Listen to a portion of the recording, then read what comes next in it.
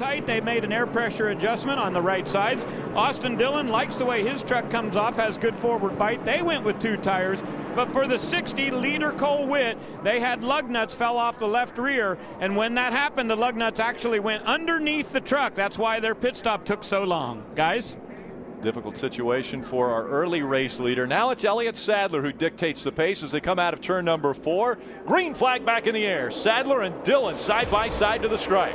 But this is where Cole Witt in the 60 truck now starts to go to school. He hadn't had to race nobody up to this point. Yeah, we know he's fast. We know he can get around here fast, but now he's mired back in traffic. What's he going to do now to try to get back to the front? Right now he's pulling to the inside of Johnny Sauter and driving by him off for turn 2 down the backstretch. James Buescher and Austin Dillon racing side by side for second. Behind them, it's the 33 and the 18, Hornaday and Kane. And where this battle will get interesting is going off into turn 1 with Dillon in the 3 truck on the inside. James Buescher on the outside, trying to hold his line. Austin Dillon moves up, a little contact made. They go back to single file. No matter how much you're turning that steering wheel, the truck just keeps wanting to go to the wall. Centrifugal force just takes that truck to the outside for sure. You know, we talk about the groove here. What a nice move by Casey Kane to the inside of the 3 of Austin Dillon. We talk about these trucks running up against the wall, because that's just where they go, as we see Ron Hornaday take advantage of the slowed momentum of Austin Dillon. Take a look just about a lap ago. 13 of Johnny Sauter involved in this, as well as the 60 of Cole Witt. There's some more contact. A little contact, a little sideways by Cole Witt on the inside. We talked about it. Remember how good he was out front. Now he's back in traffic. He's back in some dirty air. That truck may not be doing the same thing that it was when he was out front.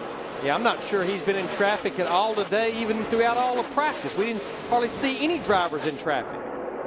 Nose to tail here. Parker Kligerman in the 29 just in front of that 13. Looked like a little contact made there as they work their way down the backstretch and into 3. And there's that 60 of Cole Witt. Looks like he's going to follow Johnny Sauter to the inside of Parker Kligerman. He does make that pass. Those two moving up now to the 8th and the 9th positions. Casey Kane got around James Buescher, moved up into the 2nd spot now. So it's Elliott Sadler, Casey Kane, James Buescher, Ron Hornaday, and Austin Dillon your top 5. Then Bodine, Peters, Sauter, Witt, and Kligerman your top 10. Remember last year at Pocono, these 2 guys ran 1-2. Oh, sliding around. It's the 51 of Justin Johnson. And contact with the inside wall. Just as that was happening, Casey Kane was trying to take the lead away from Elliott Sadler. We'll have to see if NASCAR allows that pass, because we'll have to find out when the caution came out. Yeah, and they don't. It's not a judgment call. Right. They will go back to the last transponder scoring loop, and wherever the 18 and the 2 were at the point of caution, when they cross that loop, that's what it'll be. Take another look at why the 51 went around. See him on the inside. He's going to go to the inside of the 1 of Jeffrey Earnhardt, coming off turn number 2. Coming off such a great finish at Phoenix a week or 2 weeks ago. Got his left sides down on the flat of the racetrack. Remember, that looks like raceable surface down there. It's the apron. Basically, it's banked a lot less. So it's the 4th caution, and a lot of damage to the front end of the Vision Airlines number 51 of Justin Johnson. Crowd back up on their feet. Great racing here at Darlington. Wednesday on Speed, Car Science goes into overdrive. Get the lowdown on a jet car super van. See how the hottest female race car driver handles dangerous curves. Car Science is all new this Wednesday at 10 p.m. Eastern on Speed. Welcome back. We had our 4th caution come out. It was the 51 of Justin Johnson going around, making contact with the inside wall, and a lot of damage to the front end of that truck. We saw Casey Kane make the pass just as the caution was coming out. NASCAR reviewed, went back and found the previous scoring loop from when the time of the caution flag and the caution lights, and they elected to put Elliott Sadler back to the lead. In case you missed it, this is the instant. This is Justin Johnson getting to the inside of Jeffrey Earnhardt, got his left sides down on the flat, got that truck to wiggling, and then he was running out of racetrack, just like before Brendan Gaughan, he turned that thing left to keep off of Jeffrey Earnhardt, and around he went, unfortunately. I think you made the note earlier. You look like you have a lot more racetrack to work with down there, but you definitely can't get by with getting those left side tires down on that flat. Chase Mattioli is going to receive the Aaron's Lucky Dog and get a lap back, so they'll put right side tires on that as well as left side tires and top it off with fuel. It's Sunoco fuel, and heads it back out onto the track.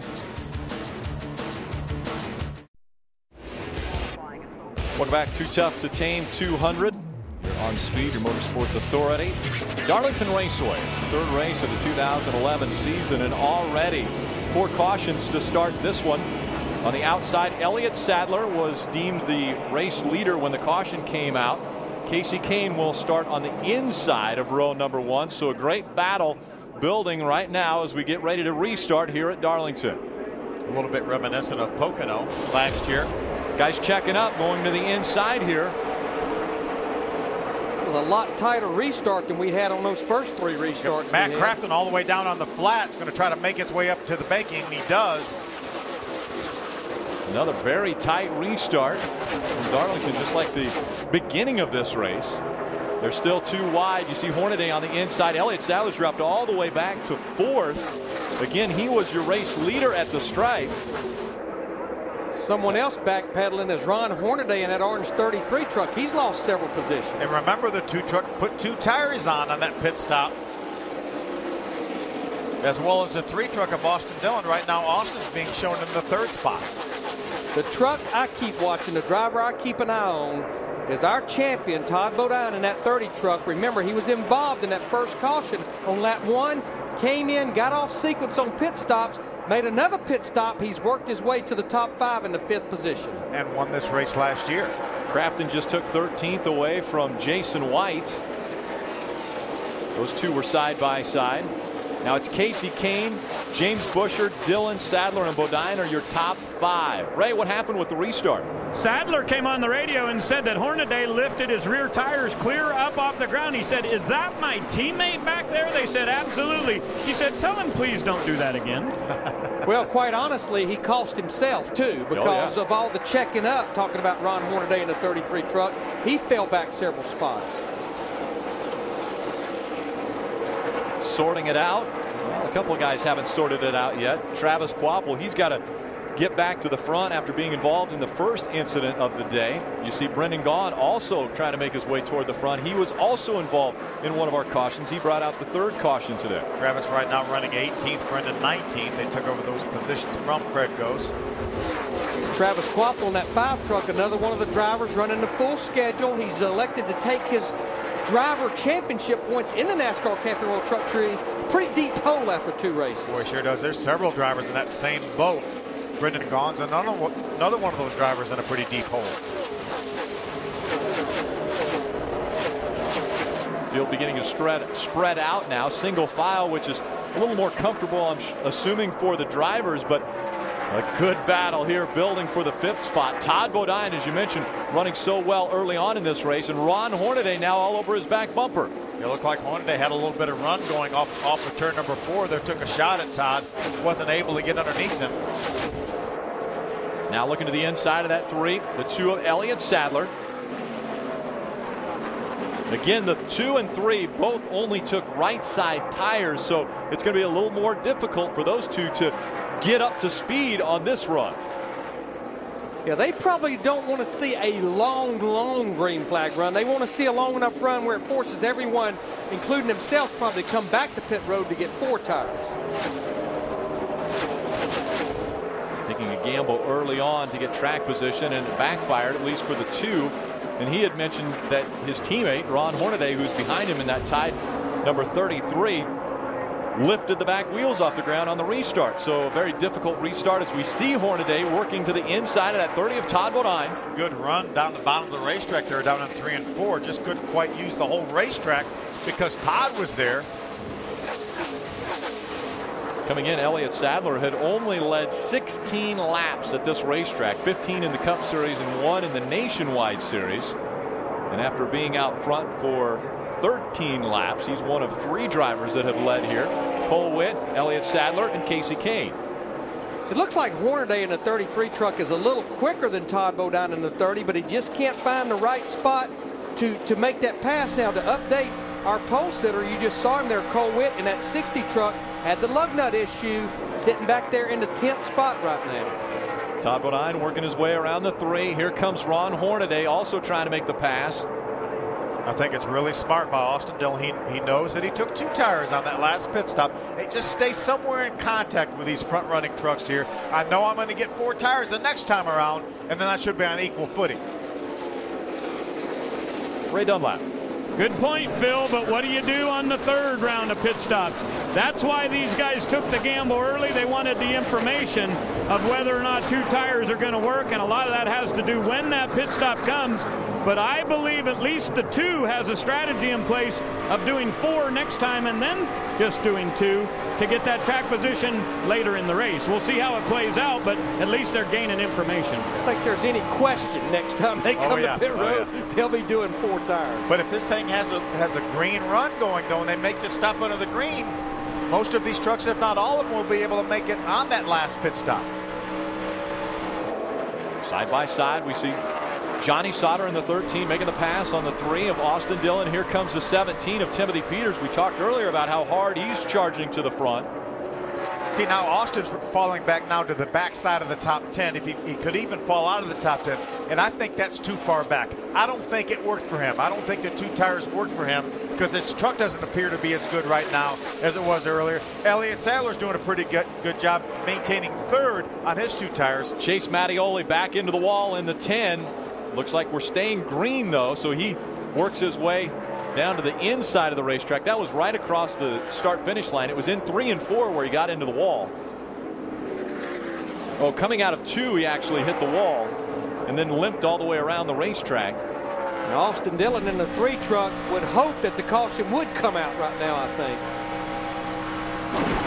Take a look. This is, again, coming out of turn number 2, and wham, really hit the wall hard. Pretty hard shot there. He was following Johanna along in the 20 truck, and you kind of lose your vision there. When he's right behind that truck. That's actually down at the other end of the racetrack after he'd initially hit the wall coming off turn number 2.